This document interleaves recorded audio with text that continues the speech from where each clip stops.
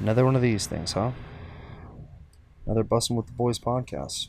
I think my energy's low right now.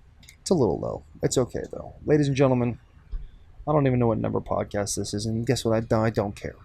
But what I do want to tell you is you are now Bussin' with the Boys. All right? I'm your dad, leader of this thing, self-proclaimed, obviously. And this is my co-host, Will. He's the most disrespectful human being I know because he's just on his phone when we're in the middle of filming. That's okay. We'll move on from that. But hey, guess what? We're going to give a couple reminders. You need to go to your social media platforms. I'm talking Twitter. I'm talking Instagram. I'll get to Facebook in a second. We don't do LinkedIn. Why? Because we're not nerds. But we do Twitter and we do Instagram. And on those things, you need to go to your search bars. You need to put in there Bussin' WTB. You need to follow us. Send us a DM. All right? Slide into our DMs. We'll respond. Why? Because me and Will, this business is not big enough for us to not see it. All right? We're going to see everything you guys send to us. And it's going to be beautiful. We'll respond or we won't. But you miss 100% of the shots you don't take. Wayne Gretzky said that, and now I'm saying that, and I'm your dad. All right?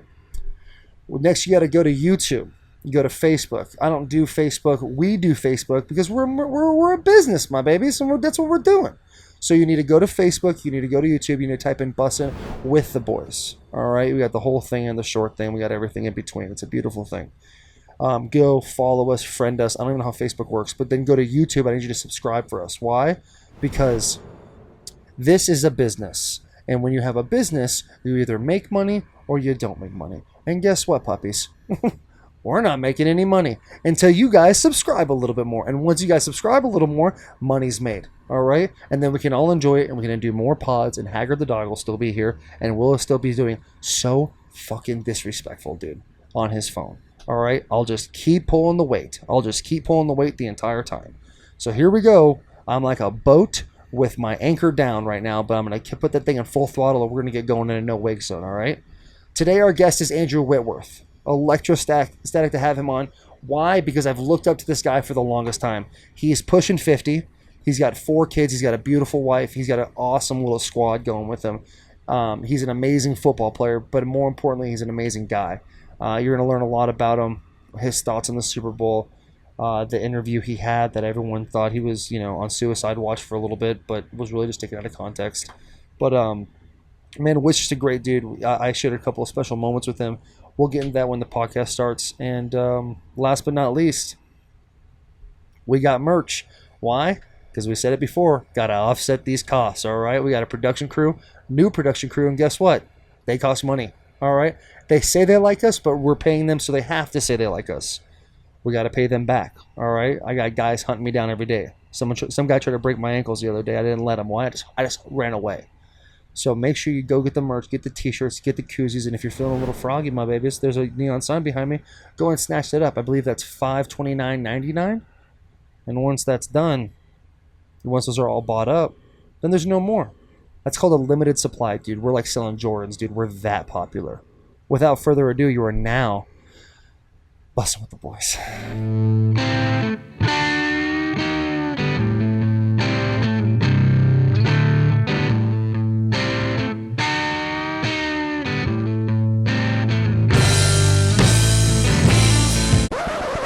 All right, now we just found a couple of things to talk about. Oh, do we, Will? Yep. Well, here we go. Well, and you just heard my intro, and my intro is going to stay the same as the beginning of this thing. I'm just going to put this weighted vest on because Will says we just got to find a couple things to talk about. So let me strap that in. And I'm falling out of a plane with no parachute. Will, what do you got for us today, dude? God. Talk to me about how disrespectful you are, dude. Do you want to live up to those things? What are you talking about? Disrespectful. I'm talking about when you were in my car. I'm talking about when I dropped you off at your car yesterday, and my door was trying to close because I have a little remote thing that'll close the door for me, and you just stood in front of it and you almost broke the door, and then you walked away with your ass sweat to your car. No, you tried disrespecting me by like, hey, I got a Tesla, like I'm environmentally friendly, and you kind of tried like electronically closing the door, and I just wasn't moving because I wasn't ready to move yet. If you're trying to shame me for reducing my eco footprint, then shame on you, sir. Because me and Leo. Yeah, Leonardo DiCaprio, I call him Leo because we know each other like that. We're doing our best and we're moving forward. That being said... Do you say the same thing in your Ford Raptor? The Ford Raptor, it's EcoBoost, dude. That's a V6, dude. It doesn't matter. I can't even pull How about a the truck trailer you're in the back built? of that thing. Truck I'm getting built? That's not eco-friendly. Yeah, it is. It's built on corn syrup, dude. I pour corn syrup into my gas tank, and then little kernels come out of it, dude. That's how my truck runs. Why? I don't even use plastic anymore. This is not plastic, dude. This is hemp. You just can't tell. You just can't tell because I'm so environmentally friendly. I know. I might save the world right now. That doesn't stop from also being disrespectful. We're at breakfast the other day, and so anyone who goes into breakfast, guess what? You have to order your food. Do you not have to order your food? What do you mean? Like what would you like, sir? Well, I would like this and that, and do you change this out for that? Because sure. So you have to do all those things. I ordered my food. Okay, then you ordered your food. I even went first, so you had a good gauge of where we were at. Yep. Then you went. Then our food comes out, and you have the audacity to ask me for some of my food. We're not dating, dude. So here's what happened. He asked me for a full avocado. Here's what happened.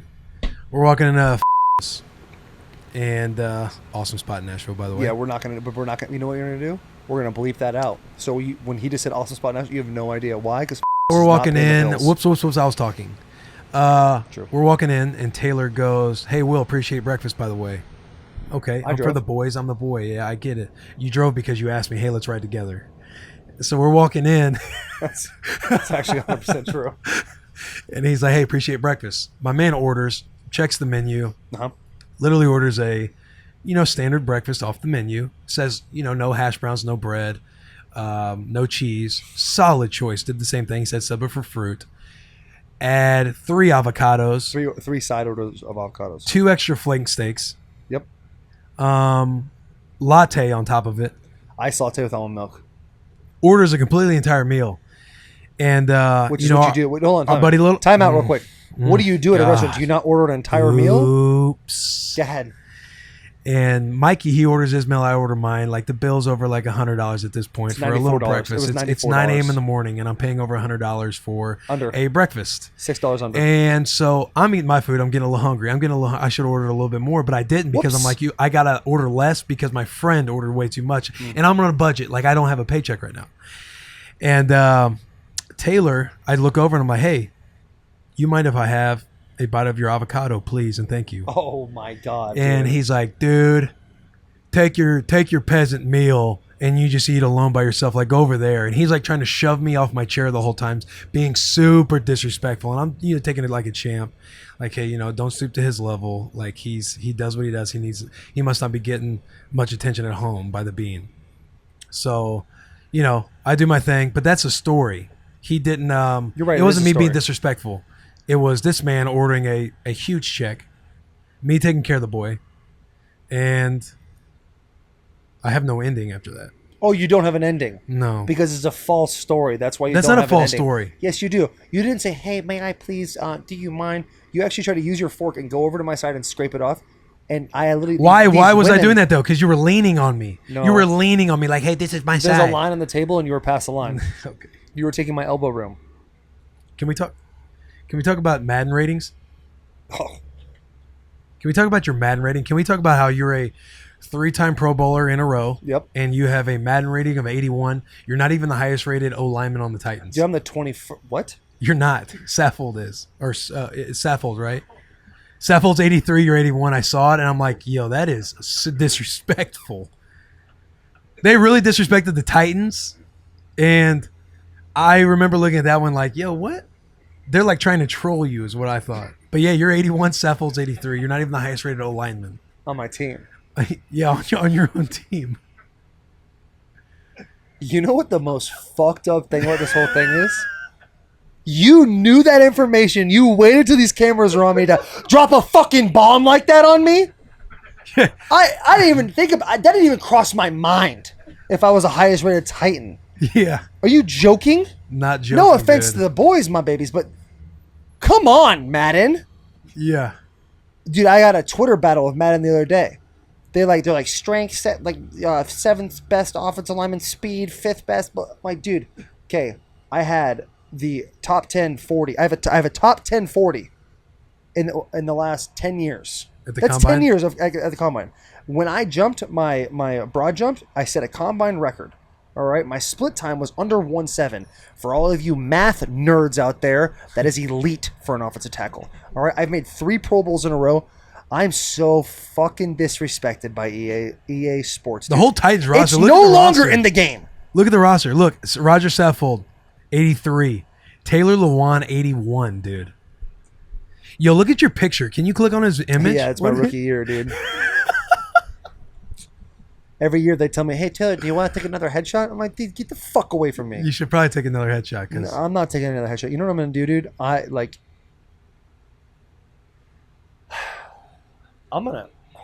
Dude. You know what the fucked up thing was? When I was at the Pro Bowl this year, look at that.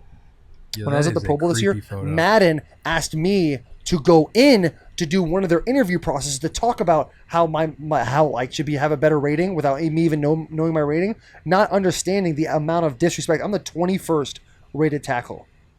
Okay. You're the 21st in Madden? Yes, 21st rated tackle. Oh my god.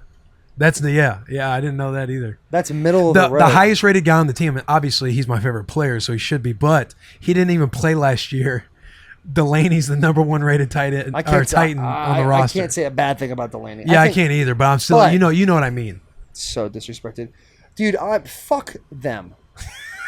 I had nothing good to say about EA Sports, dude. You want to know what happened too? I typed in your name, or I typed in the Titans roster. I just wanted to check the Titans roster. What sucks is then I follow up and type in search player. I type in my name. Yep. 0 results. Not even on the game anymore. Well, I mean, I get you feel disrespected. You're an 81. Like, I think I was a 68 last year. I think the highest I've ever been is like a 73. well, So, I mean- well, I mean, you're not. I mean, yo, if I was a 73 and you're an 81, that just meant you're only, what is it, 8. You're only 8 above me, dude. no, I'm 81 above you. You're not even in the game. Like, what does that mean? Like, the math is pretty simple, dude. Well, I'm a 0. So, actually, no. You're probably. What's the math? How do you get to a 99? Was that 18 points? Because when you create your own player that says Compton with 51, Dude, and I'm gonna be a 99. You're gonna be a 99. I'm gonna be a 99. So you'll be 18 above me. When I was young and I created a player, it would always be a black guy. Because I just What's with you and black guys, dude? well, that sounds weird, but it's not really. It just wasn't, You're right. What is my fucking deal with black guys? I would literally. The last podcast, you're like, yeah, black quarterbacks, white quarterbacks. Well, we don't even know if that's the last one. We don't even know where this one is in the mix. But I know what you mean. Why would you do that? Why would you say that? I don't know my fascination. I don't. Hey, what's funny? You want to know what's funny? Like, this sounds racist. Someone take Will through one class, like one like making a film class, dude. So he understands like how the fuck to talk during a camera. Like, well, we don't know where that was going to be. Well, they don't. Hey, and if I would have said this. that was the next one. Hey, then, you'll right? like this. You'll like this. Oh, it would not be a Bussin' with the Boys podcast Without if a the train. I always do that, dude. I always say the bus. It's okay, Haggard. You good boy? Hey, you'll like this. How I don't know if there's a lot. There's a lot of things you're doing that I don't people like. be like, "Oh, I'm super racist." I'm not. What the? No, but when I would create my black guy, his name would always be like Jamal or Terrell or Tyrone, because my young 10-year-old self didn't know, didn't. I'm just like watching. What was that show called? Where they tried to show the outlook of professional athletes, NFL players' lives, but they couldn't. They didn't use the exact team names. It lasted for a little bit on like ESPN. Anyway, long story short, yeah, I would never create Will Compton. It would always be like a black guy that dominated. Yeah, like I never. That's great, Will. I never played EA Sports. The most sports game I ever played was NFL Blitz, dude, and that was it. I did play dirt bike games though, however, and I always named my guy Trey Oland. Why Trey Oland? And you didn't get to pick his race. Why? Because motocross doesn't see color. It's because they're decked out in gear and you're not going to see color. It's not like I was seeing color. This wasn't like a... Dude, you need to go take a black... I need to go take a long look in the mirror. African American Studies class or something like that. Dude, all my roommates have, been black. That's like a white guy saying the N-word, then saying, "No, it's cool. My best friend's black." My president Like used you to be still Obama. gonna get that ass beat, bud. My president used to be Obama.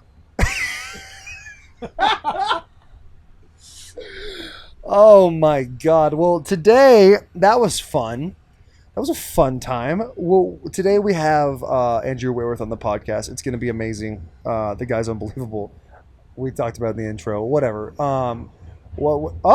That train is still rolling by. I feel like people actually don't ever hear the train, and they're like, "What the fuck is this guy talking about?" I know. Losing their mind. When we get back, boys, Andrew Whitworth. All right. Big hugs. Baby kisses.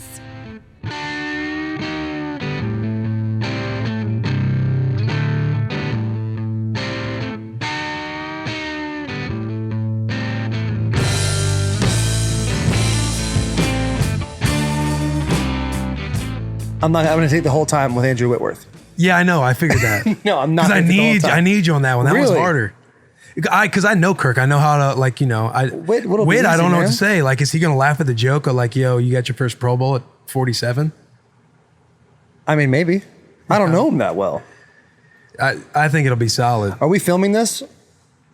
That's a first, dude. New production crew. Yeah, about time they're filming, dude. We made So some fired. magic before that podcast, and we didn't even get it. Dude. But have our dog's about to start doing our podcast, dude. He doesn't let us down. Is that right, boy? You special boy? Hey, Huh? hey, you start nudging him, and he's like non-existent. You're like, hey, right, Haggard? He's not Haggard? breathing anymore. Good boy. You good boy? Lay down. The best dog, dude. Good For those of boy. you who are watching on YouTube, or maybe broke in, I don't know, peeping toms. That's our dog Haggard. He's a German Shepherd from Nova Scotia that was born in Mexico. He's more cultured than all of us. He's a good boy. His name's Haggard after Merle Haggard. He's awesome, dude. He's awesome. Are we gonna call Whit right now, or are we gonna keep this thing rolling? We can call Whit. Because we got 5 minutes. Yeah, we got Whit. We can call Whit, dude. All right, let's call Whit anyway. I thought Taylor was just going to call him right now. And then Taylor's going to be like, oh, we got to change shirts. Really?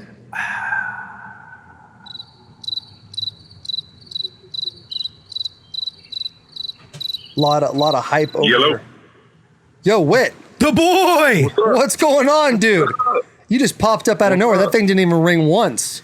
Yeah, Zach back there is Yeah, is a psychopath. Yeah, dude. How's things going? Are you in Colorado? I am, brother. Dude, you're just living the dream right now, huh? By the way, don't say anything dumb. You're being recorded right now, so I have to tell you that.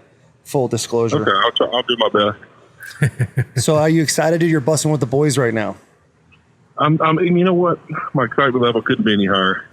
You sound, Dude, I can tell. He sounds can excited. tell. He sounds excited. Have you listened to any of our stuff? It's rhetorical. Don't answer that question. I'm going to assume you've seen everything. So what the deal is, Yep. dude, is we're on a NASCAR bus in the middle of Middle Tennessee with an air conditioning that apparently is not working today, next to train tracks. Like we're living a little rough and wild in the South, baby. But you know all about that because you're from Louisiana. Where'd you grow up in Louisiana? North Louisiana, but a little Monroe, West Monroe area. West Monroe area. God's country. Is that where they Duck Dynasty? Is that where that is? Yeah, it is. That's the home of Duck Dynasty. Nice, There you nice go, pool. dude. I was swinging at the fence there, hoping to God that would work out. Dude, it's so funny to me, like when people come from like backwoods spots, like the small town people, and they're like, oh, God's country. Like I'm the same way. He's like, oh, North Louisiana, God's country. Yeah, I don't know. That's Will Compton talking. He's Well, you're he's just hoping my God's friend. there because there's nothing else there. Yeah, You know what I mean? yeah. Did you, when you were growing up, were you always gung ho about the Tigers? I really wasn't. That's the little tidbit people don't know. I was actually a Florida Gator commit. No way. You were a commit? Yeah. You were a Florida Gator commit?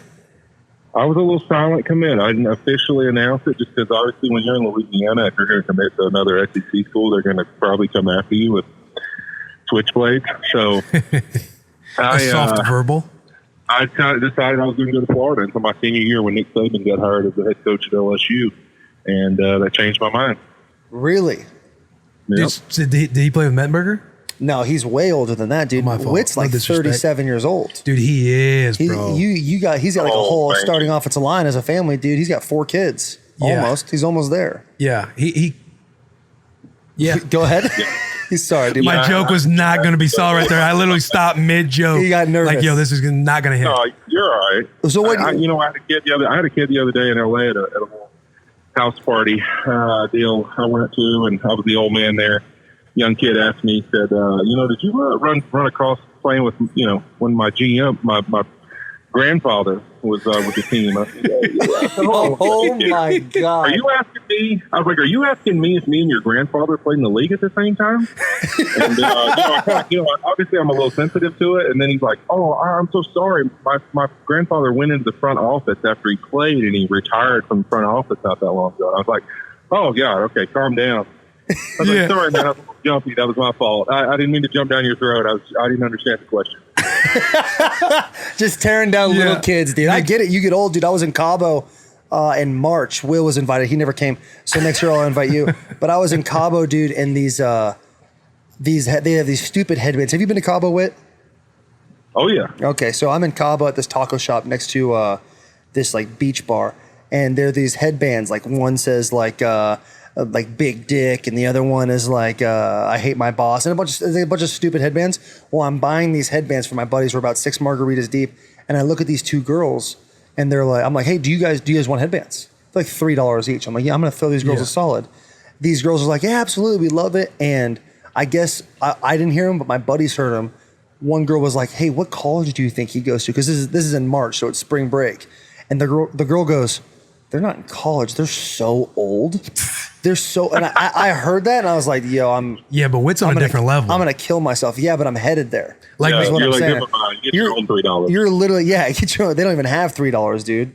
That was like, but he's like 10 years older than me. But Whit's looking young, man. He got that bald head living life. He looks good. Benjamin Button, dude. Yeah, you do got that Benjamin Button disease for real. Yeah, you got to keep it shaved, though, because the moment I let it come out, you see the age come quick. It's nothing but white stuff coming out of that thing now. Were you balding before, and that's why we needed to make that disciplinary decision? Well, I actually, in high school, we were really good, and our deal was that we always shaved our heads going to the state championship. The whole team had to. And so I started doing it then, and I kind of liked it. And so in college, I just kind of rolled with it. My freshman year, I was like, you know what, I'm just going to shave my head and go with it. And I grew it out like 1 year in college, but outside of that, I always had shaved head. I just kind of rolled with it, man. And then, you know what, my junior year in college, I was like, I'm going to grow it out. Like, I need to, look good. Just thinking I was good looking, and thinking I was good looking. So, And it wasn't. There was no hair left. So, dude, I was like, you know what? Never mind. I'm going back to shave my head. There's no way you had to think to yourself, I'm going to grow my hair out to figure out that you were balding. There's no way you kind of saw it when you go for a shave, like, yo, there's less of this stubble. I kind of thought it was thin, but I thought, like, hey, you know what? It's going to grow back in. It's going to be okay. Yeah. And then it was just pure half-ring. Like, I had a horseshoe in my head, and I was like, oh, my gosh. Dude, that's brutal. Like, honestly, did you ever think to yourself, like, when I get older, I'll do with the plugs or anything like that? Brian Urlacher? Oh, yeah. I mean, that's across the head. Like, hey, you know what? Would that be an idea? Like, but no, it's so bad. I would never take the time to even try to grow any part of it back. Yeah, don't do it, dude. Urlacher put the hair plugs in and stuff, and he looks so like weird. He's such like it doesn't look right. Yeah. He's like somebody I look up to as a backer. Now he's got his hair, and you're just like, it doesn't work, man. I would say he's got that Sharpie. Like he's Sharpied it in. Yeah, exactly. Hey, so playing at LSU, were you there when Bo Pelini was there? My last year there was Bo Pelini's first year there. So you probably have no good Bo Pelini stories then. I played for Bo. That's why I don't have many. Yeah, he was pretty quiet. That was Les's first year there too. So it was kind of a feeling out process for all of us. He blew a couple gaskets here or there, but that sounds more like the boy. Nothing too major. Yeah. Well, go ahead, Taylor. You always get the feeling that his blood pressure's running on like 1,000. But he was definitely intense. That's for sure.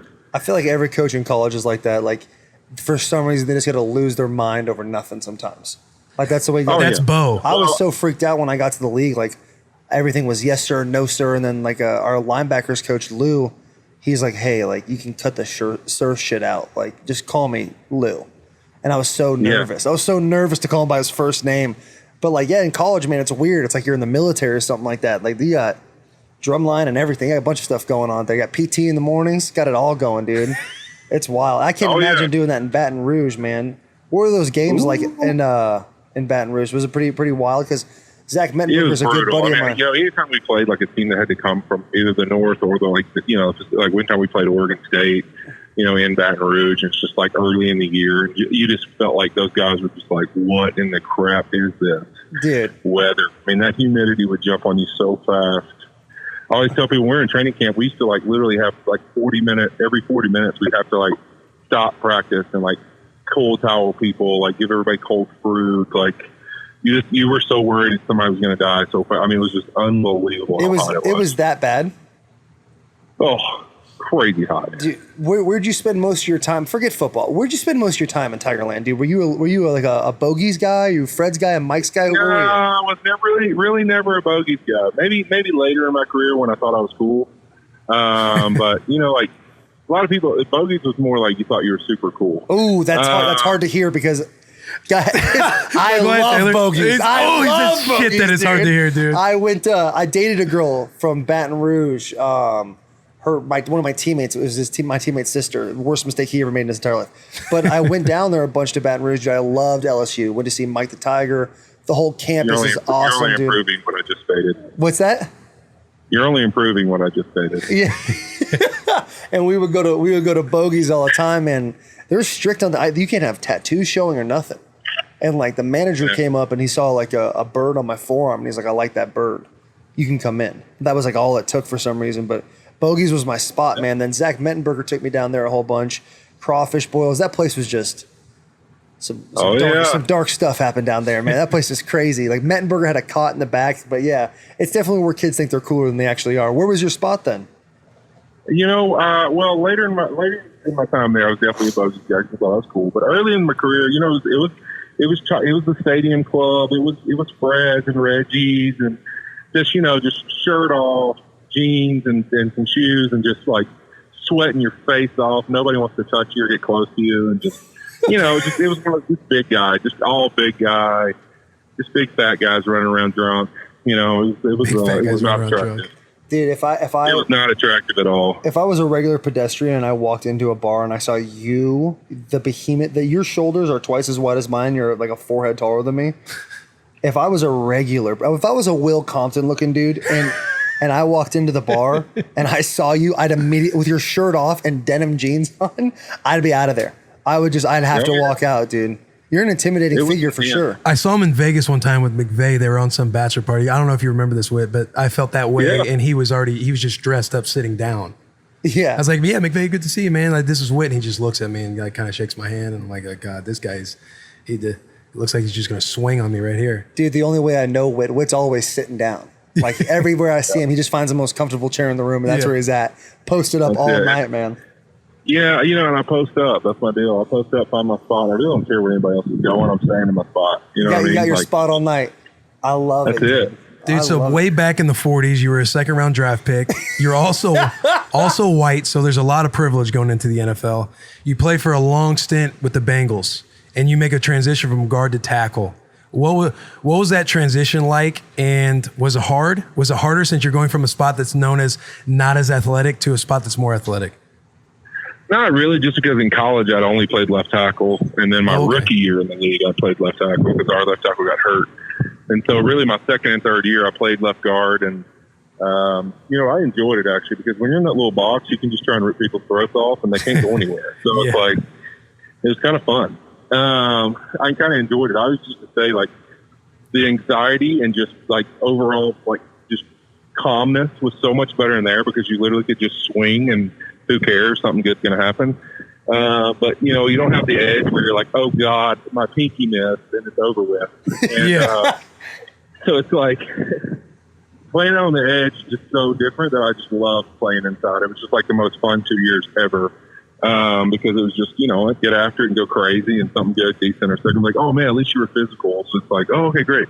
But out on the edge, it's just a different world. Once you get on that edge, especially if you start winning a lot of games and start playing in big games and playing big-time players, the edge is always totally different.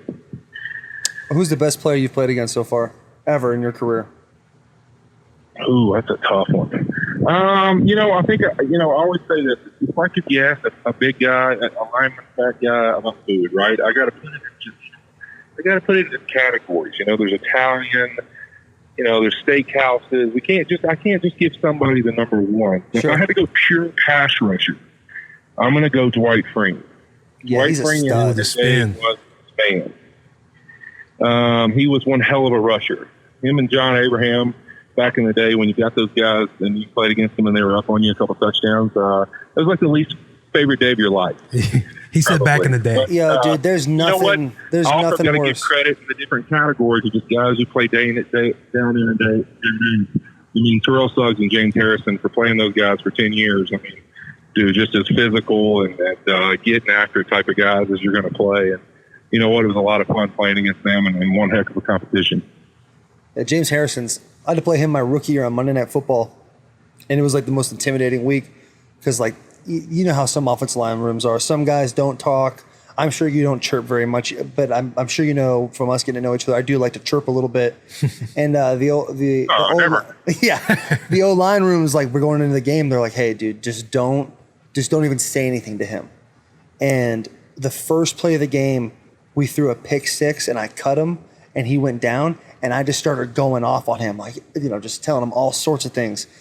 And the rest of the game was probably the most miserable game I ever had to play in my entire life. We ran an outside zone. He's got a really hard hand, too. He does, man. And he does that where you go to punch him and he grabs your arm and uses your like momentum to swing himself around because the center of gravity is so low. He's an intimidating figure. And it's crazy he's intimidating because he's like 5'6". Yeah, I know, just straight yoked. Yeah. He's just straight like a rolling ball of butcher knives, dude, just like running around. But he didn't say much, dude. Like I went to run an outside zone to the right like the next time we were on the field. And he chased me down and grabbed my leg and gator rolled my leg. And I was like, this is going to be that kind of game. Yeah. He was mad at me because I was saying a whole bunch of stuff to him, but he's a stud, dude. Both those guys are studs. And as far as like Abraham goes, I remember, do you know Jake Long? Oh yeah. So Jake's was the hero, right? Because I went to the University of Michigan. And I remember watching him in a Falcons game, dude, and he beat Jake off the ball and picked him up by his throat and put him on his back. And I'm thinking to myself like, there's no if he's gonna be, there's no way I'm gonna make it to the league, dude. He was a special rusher, man. When he got off the ball, man, he was special. His speed and his ability to do jump unders and one arms off his speed was just Abraham was something else. No doubt. What was changing gears a touch? Talk to me about last year, dude. How cool was it to make it as far as going to the Super Bowl? Then how tough was it to deal with something like that late in your career with, kind of taking a loss? I think, honestly, for me, it was easier to lose the game than your career because wait. Go back a little bit. Hey, to have that opportunity yo, Whit. there and be like, hey, we lost you. Such an awesome, cool thing. I played 13 years. He's not listening. Yeah. Are you there? Hey, Whit, can you hear us? Whit, can you hear us? Be there and be a part of the press. Whit, holy shit! Whit, can you hear us? Winning the game, obviously. Hey, Whit. As many games I felt like I'd won, as many division championships as I've won in my career, to never have the opportunity to actually go to the big one, awesome. I enjoyed it, man. And obviously it's tough when you lose. But, for me, honestly, at this point in my career, it was harder for guys that I just believe in and I thought deserved that opportunity with Sean McVay and Jared Goff and Gurley and a lot of these young guys that I just think, man, you know what, they're super talented and have played really good football and Sean has done a tremendous job his first couple of years. It would have just been awesome to see guys you believe in win it and be able to stand there and be proud of who they are. And so for me, it was tough in that way because that's kind of how I am. I want the guys to get what they deserve. So that was probably the toughest part about it. But the rest of it, man, I'm good, brother. I got 4 kids. I got a lot of things going that are wonderful in my life. And a Super Bowl would have just been something cool to add on the wall. But you know what? I'm still going swinging. It don't matter. Man, I got most of that. Can you hear us? We lost. Can you hear us? Yeah, did you cut out? Yeah, you cut out in the beginning, but we definitely got a lot of that. We got a. That was hilarious. That was hilarious. We were literally yelling at you. We're like, Whit! Whoa! And you're just going and going. So we're like, hey, we got to let this answer ride, dude. But for the last question, we'll ask you about that. Like, I remember after the Super Bowl, I'm sitting there and like I was texting you before because I was like, people, when you play in the league, everyone's like, who do you want to win? And like my thing was always like, well, you know, Tom Brady played for Michigan, but like I knew you and I knew how good you've been to me, and I was like, yo, I'd love to see Whit get a Super Bowl. And then I see your interview after, and you know how the media is, they snipped it up, and it was like, how do you feel after the Super Bowl? And you were like, well, you know, eventually you just die and you can't take anything with you. And I was like, oh my God, is my guy all right, dude? Yeah. What was the whole situation there? Yeah, it was great. I mean, it's one of those things that media just, you know, obviously those guys, not many of them are competitors and don't really understand the context of the question. As I think Rand Couture said to me, I was being a little confusing to them because they don't understand philosophizing on the microphone. But what I said to them was, is they asked me, they said, hey, you know what, with your career ending and you're not going to take home a Super Bowl, because most of them assumed I was retiring. They said, you know, how do you feel about ending the 13-year career and not having a Super Bowl? And what I said was, is I didn't care if I won 14 Super Bowls, went to 20 Pro Bowls, whatever it was. What's more important to me is who I am as a man and how I go about myself on every single day, because we're all going to die, and we're all going to, one day, those trophies aren't going with you. What people are going to remember me by, I hope, is who I am as a man, who I was as a friend, who I was as a father.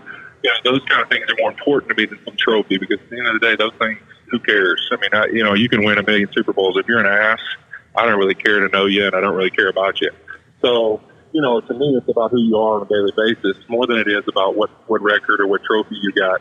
If you're disrespectful, then you're not really somebody I roll with. And so I don't care what you've won. So that was kind of the answer that I gave them. And obviously, in the media fashion, they take what they think they can write a cool story about it, and they only wrote the part saying we're all going to die. They kind of just wrote their own lyrics. So, yeah, you know, it's fine, it's cool, but, you know, I understand that's part of it, but I probably got a little too deep for them in that moment. It's just tough, man. People, they definitely want to take what they want and spin it. Knowing you for, I mean, a short amount of time, but getting to know you in cool situations like the Pro Bowl and stuff like that, like, a special time for me and our friendship was when, I don't know if you remember, but I was at a steakhouse. We were at that steakhouse in the hotel that everyone was staying at, and I had my family there, friends there, and I was telling everybody like, hey, first Pro Bowl, like, this one's on me, guys. Thank you for everything. And at the end of the whole thing is, you know, the waiter comes up to me, and we did not spare any expense, dude. We were getting after it, and the guy comes up to me and goes, hey, Mr. Whitworth actually paid for your meal. And I was like, you know, that's the coolest thing ever, because my first Pro Bowl was you and Joe Thomas and me in year 3, and I'm looking at you guys like, you dudes are legends. I've been watching you guys forever, and it was like such a cool experience to just even something like that was like super cool to me. So the kind of person you are, definitely, and you say you hope people see you in that side of way. Well, I definitely do, and anytime your name's ever brought up, I always talk about the kind of person you are more than anything. You're a hell of a football player, and I hope you play for 40 more years, man. But I really appreciate the guy you are, and I appreciate you coming on our podcast. Yeah, I appreciate y'all having me, man. I appreciate you saying that. That means more than anything else, brother. Well, all right, man. I appreciate it. Good luck this year. Hopefully we see you in the Super Bowl. Sounds like a plan, brother. Have a great year, man. Appreciate y'all having me. Hey, thanks for coming, bro. All right, man.